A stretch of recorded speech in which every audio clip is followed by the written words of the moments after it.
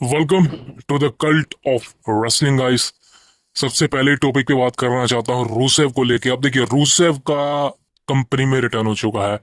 Rusev is coming back, already coming back where he belongs. Rusev ने ऐसी statement दी है कि रूसेव इज बैक और अब वो सभी चीजें को हथियाना चाहता है जो पिछले 5 सालों से नहीं कर पाया। यानी कि 5 साल से रूसेव कंपनी में नहीं था, वापस आया तो उसके कुछ अच्छी मतलब जो वो चाहता है वो पूरा करना चाहता है। अब रूसेव के साथ क्या क्या हो सकता है उसी बारे में बात करता हूँ। सबसे पहले सुनिए, रूसेव के साथ चीजें इंटरेस्टिंग होगी। सबसे पहले बात करें रूसेव की डील क्या है, यानी कि कितने समय की डील है डब्ल्यू कंपनी के साथ। देखिए, रूसेव ने साइन करी है। साइन क्या करी है मतलब, डब्ल्यू कंपनी ने ऑफर ही 2 साल की डील करी है रूसेव को, यानी कि 24 मंथ के लिए। अब 24 महीने के लिए यानी कि 2 साल के लिए रूसेव की डील है कंपनी के साथ। अब देखिए, अब मैं आपको सीधी सी बात बताता हूँ। जब भी कंपनी किसी सुपरस्टार को साइन करती है, अगर कंपनी को लगता है कि भाई ये हमको ज़्यादा प्रॉफिट नहीं करवा पाएगा, ये जस्ट हमको एक हाइप के लिए हम इसको साइन कर लेते हैं, देखा जाएगा जो होगा, तो डब्ल्यू कंपनी मिनिमम 2 साल की डील देती है। यानी कि आप समझ लीजिए भाई, कोई सुपरस्टार है, अगर डब्ल्यू कंपनी को लगता है कि भाई इस पे 50-50 चांसेस है, या तो ये हमको प्रॉफिट कराएगा या कुछ नहीं कराएगा, तो वो रूसेव के साथ वो चीज़ें हैं। रूसेव को इसलिए कंपनी ने 2 साल के लिए साइन करा है। रूसेव की डील को 2 साल के लिए समझ लो एक तरह से है। वैसे तो आमतौर पर 3 साल मिनिमम होता है या 5 साल होता है, ये जो चीजें होती है, लेकिन रूसेव के साथ ऐसा नहीं है। रूसेव के साथ 2 साल का रिस्क लिया कंपनी ने। अब देखिए, रूसेव के साथ मुझे क्या लगता है कि चीजें कैसी होंगी दोस्तों। देखिए, रूसेव का रिटर्न हुआ है जो अभी मंडे नाइट रो के अंदर। अगर मतलब जिस हिसाब से रूसेव दिखा है, अगर इसी हिसाब से दिखाया गया जैसे कि 2014 में दिखाया था, 2015 में दिखाया था, तो रूसेव के साथ चीजें बहुत इंटरेस्टिंग हो सकती है। हो सकता है कि रूसेव आने वाले समय का एक चैंपियन बन जाए। मैं बहुत बड़ी बात कह रहा हूँ, वर्ल्ड चैंपियन बन जाए। वैसे तो भाई जे उसे जैसा बंदा जब वर्ल्ड चैंपियन बन सकता है, तो रूसेव तो उससे बहुत बेहतरीन सुपरस्टार है। अब मुझे नहीं पता भाई कंपनी ऐसा करेगी या नहीं, बट रूसेव के हाइप के ऊपर है, फैंस का रिएक्शन के ऊपर। अगर फैंस ने सपोर्ट दिखा दिया रूसेव को, अगर फैंस दोबारा से रूसेव में इन्वेस्ट हो गए, तो रूसेव की हाइप बनी रहेगी। अभी तो देखिए, रूसेव की हाइप है होगी, अभी 1-2 महीने तक तो रूसेव का नाम चलेगा, बिकॉज रिटर्न हुआ 5 सालों के बाद। वो एक्साइटमेंट होती है कि नए सुपरस्टार को देखने के लिए, वो चीजें होंगी जिन्होंने रूसेव को कंपनी में नहीं देखा। बट हमने देखा रूसेव को, और हमने उसका वो टाइम भी देखा, पीक समय भी देखा उसका, जो एक पहले साल में ही हो गया था, जो बहुत मुश्किल हुआ था। लेकिन अब फाइनली रूसेव का रिटर्न हो चुका है कंपनी के अंदर। अब देखना इंटरेस्टिंग होगा कि ट्रिपल एच खासकर किस तरह से वो करता है रूसेव को। अब मैं तो चाहता हूँ कि भाई अच्छा बुक करे, बिकॉज रूसेव की हाइप काफी ज्यादा है। अगर उसको एक समय पर सही तरह पकड़ लिया गया तो अच्छा काम कर सकता है वो कंपनी के लिए। That is the biggest thing. अनराडे की तरह नहीं जिसको पूरा वॉश आउट कर दिया गया, लेकिन रूसेव के साथ ऐसा ना हो, तो मैं तो यही चाहता हूँ। नेक्स्ट अपडेट की बात करता हूँ, ये the final boss the rock से। अब देखिए, रॉक रेसलमेनिया 41 में नहीं आया। बहुत से लोगों ने रॉक के ऊपर गुस्सा दिखाया, यानी कि डब्ल्यू कंपनी को भी पता है भाई उन्होंने गलती कर दी, रॉक ने गलती कर दी। बिकॉज सबसे बड़ी प्रॉब्लम ये कर दी कि चेम्बर के अंदर रॉक का इन्वेस्ट करवा दिया जिस तरह से भाई, पूरा मतलब लोगों में विश्वास हो गया था कि रॉक पूरी तरह से कोडी रोड्स जॉन सीना की फील्ड में आने वाला है। लेकिन रॉक भाई एक मंडे नाइट रो के एपिसोड में, एक स्मैकडाउन के एपिसोड में तो छोड़ो भाई, रेसलमेनिया से बड़े इवेंट पे तक नहीं आया। अब रॉक ने इस बारे में रिएक्शन दिया है पेट मैकेफे के शो पर। रॉक ने साफ साफ बोल दिया कि भाई जो एंडेवर का मालिक है उसने मुझे कहा था कि चेम्बर में अगर मतलब चेम्बर की टिकट सेल आउट नहीं हो रही थी। आपको पता है भाई, एलिमिनेशन चेम्बर कनाडा के अंदर हुआ था, आई डोंट नो कौन सी स्टेडियम से हुआ था, वहां पर 60,000 की कैपेसिटी थी और इनकी टिकट सेल आउट नहीं हुई थी। इनकी टिकट सेल आउट करीबन 30-35 हजार के आसपास हुई थी। तो इन्होंने भाई एक दिमाग लगाया, खासकर इंडेवर का जो मालिक है उसने मतलब दिमाग लगाया कि रॉक को बुलाते हैं और रॉक की वजह से शायद टिकट सेल आउट हो जाएगी। तो वही स्टोरी लाइन दिखाएगी रॉक और कोडी की जो पुरानी थी। बिकॉज आपको पता ही है, मैंने आपको बता दिया था कि रॉक कोडी का मैच नहीं होगा। रॉक का जो मंडे नाइट रॉ पे एपिसोड था नेटफ्लिक्स पर, वहीं से लग गया था कि रॉक आगे कंपनी में काम नहीं करने वाला, फिजिकल नहीं होने वाला। लेकिन उन्होंने जो है चेम्बर की टिकट सेलिंग करवाई, रॉक को बुलाया गया, रेसलमेनिया अनाउंस करवाई, वो सब एक स्टोरी लाइन का हिस्सा था। रोक ने कभी मतलब रोक प्लान ही नहीं था कि रेसलमेनिया में आने वाला है। रोक ने मना कर दिया था कि भाई मैं इसके बाद काम नहीं करूंगा। तो ये चीजें थी, फैंस का काटा गया है बहुत तगड़े वाला। बिकॉज जैसा मैंने कहा कि कंपनी को सिर्फ बिजनेस चाहिए, बिजनेस उनको मिल गया, दैट्स इट। टिकट की प्राइसिंग भाई अभी बताने वाला हूँ, आपके होश उड़ जाएंगे। रेसलमेनिया की टिकट सेलिंग बताई थी आपको मैंने भाई लास्ट ईयर, भाई कितने खतरनाक प्राइस है। अब उसी बारे में बात करते हो, रेसलमेनिया 41 की भाई खतरनाक टिकट सेल आउट हुई है। मतलब मैं कहना चाहता हूँ भाई, कंपनी ने ताबड़तोड़ कमाई करी है, ताबड़तोड़। और क्यों करी है? लोगों की वजह से। अब बहुत से लोग कह रहे हैं कि भाई रेसलमेनिया की टिकट बहुत महंगी थी। करीबन सबसे पीछे की टिकट का प्राइस 1 लाख रुपए था। सोचो सबसे आगे की टिकट का प्राइस कितना होगा, करोड़ों में। मेरे हिसाब से तो भाई। लेकिन भाई जो लोग बोल रहे हैं टिकट प्राइस महंगे हैं, तो भाई उन्होंने खरीदे क्यों हैं? मेरे को सिर्फ इतना बता दो। डब्ल्यू कंपनी टिकट प्राइस बढ़ा रही है, वो उनका बिजनेस है, वो उनका पॉइंट ऑफ व्यू है, लेकिन आप तो खरीद रहे हो ना, यानी कि आपके पास पैसा है। तो भाई आप ऑब्जेक्शन क्यों ले रहे हो? एक बंदी की वीडियो वायरल हुई थी जो रेंडी ओटन के साथ फोटो खिंचवा रही थी, आई थिंक।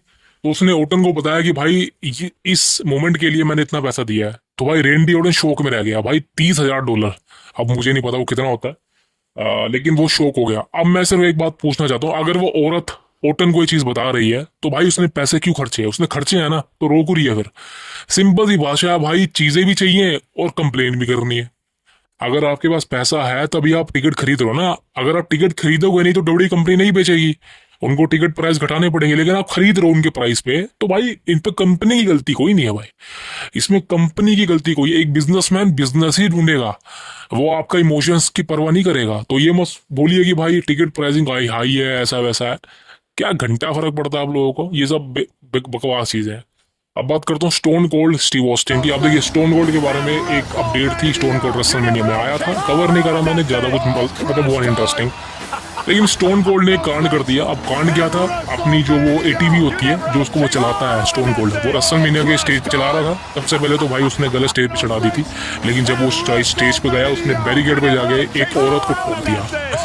मतलब औरत को ठोका नहीं, फिजिकल नहीं हुआ, लेकिन वो जो बैरिकेड होता है वहां पे अपनी टीवी दे मारी। अब बहुत से लोग कह रहे स्टोन कोल्ड ड्रिंक कर रखा था, ये था वो था, लेकिन मैं ऐसा नहीं सोचता। मैं सोचता हूँ कि भाई रेसलमेनिया की स्टेज होती है, आई थिंक प्रैक्टिस नहीं करी गई थी स्टोन कोल्ड के द्वारा, और एटीवी उसको दे दी। और आपको पता है भाई एटीवी चलाना कोई आसान बात तो नहीं है, वो भी बैरिकेड के आसपास घुमाना, रिंग के चारों तरफ घुमाना, जहाँ पर कमेंट्री टेबल भी है, स्टील स्टेप भी पड़े होते हैं, बहुत कुछ होता है। तो भाई यहाँ पे छोटी मोटी गलती हो जाती है, लेकिन भाई उस औरत ने इस बात का बहुत बड़ा बतंगड़ बना दिया। उस औरत ने भाई ऐसा दिखाया कि स्टोन कोल्ड ने उसको जानबूझ के ठोका है, मतलब ठोक ही दिया। अब यहाँ पे फेमिनिज्म शुरू हो जाता है, औरतों की बात करता है भाई। औरतों ने तो कसम खा लिया कि आदमी, औरत जात ने कसम खा लिया कि भाई आदमियों की फाड़ देंगे। इंडिया में तो खासकर भाई औरत ने ऐसी की तैसी कर रखी है कि भाई आदमियों की तो ऐसी की तैसी कर देनी है, आदमियों को पूरा निचोड़ देना है। औरतों ने कसम खा लिया। अब यूएस की बात करें, वहां भी ऐसा ही है। स्टोन कोल्ड पे भाई वही, उन्होंने मुझे ठोक दिया, कोई बात नहीं बेटा, पैसे मिल जाएंगे तेरे को। तो ये चीजें हुई है, लेकिन चलो छोटी मोटी बात थी। अब दोस्तों बात करना चाहता हूँ, the main thing is gonna be Roman Reigns, CM Punk versus Seth Rollins and Bron Breakker. अब ये मैच होने वाला है। ये मैच कब होगा?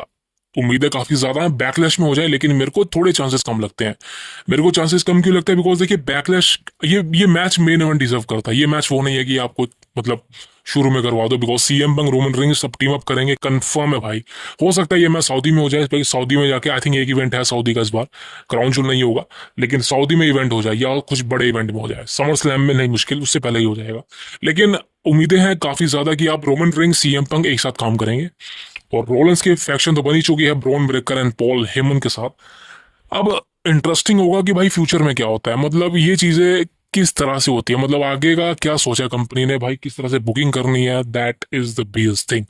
अब दोस्तों बात करना चाहता हूँ the main thing, and this is gonna be the biggest thing. ये है the American nightmare Cody Rhodes, farmer undisputed champion. अब कोडी रोड्स रेसलमेनिया में अपना टाइटल हार चुका है। मैंने आपको कहा था कि ऐसा ही होगा, बिकॉज जॉन सिना का चैंपियन बनना कंफर्म है। बैटिंग ओड्स की बात करें, स्टोरी लाइन की बात करें, जॉन सिना चैंपियन बन चुका है। जॉन सिना के रास्ते अलग हो चुके हैं, बिकॉज आपको पता है रेंडी ओटन लाइन में आ चुका है। अब Cody Rhodes versus John Cena, ये रीमैच अभी नहीं होगा। अब फ्यूचर प्लान क्या है दोस्तों? देखिए सबसे पहले तो भाई आप अपने दिमाग से एक चीज निकाल दो। आप अपने दिमाग से एक चीज को निकाल के फेंक दो कि कोडी रोड्स इज फिनिश। जो लोग सोच रहे हैं कोडी रोड्स खत्म हो चुका है, कोडी रोड्स को बू मिल रही है फैंस की तरफ से, कोडी रोड्स का कैरेक्टर खत्म हो चुका है, कोडी, यहां तक तो एक बंदा ये भी बोल रहा है कि कोडी रोड्स अब दोबारा से स्टारडस्ट बन के आएगा। भाई पहले तो मैं आपको एक चीज कहना चाहता हूँ, Cody Rhodes is the baby face of this company, Cody Rhodes is the face of this company. अब मुझे कोडी रोड्स से कोई लगाव नहीं है, बल्कि मैं तो खुद चाह रहा था कोडी रोड्स रेसलमेनिया में टाइटल हार जाए। लेकिन जो चीज बिजनेस के लिए बहुत जरूरी है वो है कोडी रोड्स का फेस बने रहना। अब कोडी रोड्स का हील टर्न तो भाई भूल जाइए, वो तो कभी हो ही नहीं सकता। मैं आपको लिख के दे रहा हूं, आपको लिख के दे रहा हूँ, कोडी रोड्स एक ऐसा सुपरस्टार है और वो बनेगा जो कभी अपना हील टर्न नहीं करेगा, कभी भी नहीं करेगा, वो ऐसा ही सीना की तरह। अब फ्यूचर में क्या होने वाला है देखिए, मुझे लगता है कोडी रोड्स अभी फिलहाल ब्रेक लेने वाला है। अब कब तक ब्रेक होगा मुझे नहीं पता, बिकॉज रेसल महीने के बाद कोडी रोड्स की वीडियो सामने आई थी, वो कैथी केली से बात नहीं कर रहा था, रिस्पेक्टफुली चला गया बिना कुछ बोले। लेकिन अब कोडी के लिए आगे के प्लान अभी फिलहाल सामने नहीं है, बिकॉज मेरे को लगता है कि कोडी रोड्स अब आपको शायद समर स्लैम के आसपास या उससे पहले देखने को मिलेगा। अभी फिलहाल कोडी रोड्स कुछ इवेंट मिस करेगा, क्यों करेगा? Because I think Cody Rhodes कहीं ना कहीं अपनी हार को पचा नहीं पाएगा। वैसे मेरे को लगता है कि ऐसा नहीं होने वाला, कोडी रोड्स को आना तो पड़ेगा, बिकॉज कोडी रोड्स इंजर्ड नहीं है, और कोडी रोड्स का ऐसे गायब होना वो कोडी रोड्स के कैरेक्टर के लिए अच्छा नहीं होने वाला। कोडी रोड्स को दोबारा से मोमेंटम पकड़ना पड़ेगा, जैसे कि बहुत से सुपरस्टार्स ने पकड़ा है। अब एक चीज आपको मैं कंफर्म बता देता हूँ, आप अपने दिमाग में डाल लो, कोडी रोड्स जॉन सीना से अपना टाइटल वापस ले लेगा। जी हाँ दोस्तों, कोडी रोड्स कंफर्म है कि जॉन सीना से टाइटल ले लेगा। कब लेगा? ये जॉन सीना के लास्ट मैच में लेगा।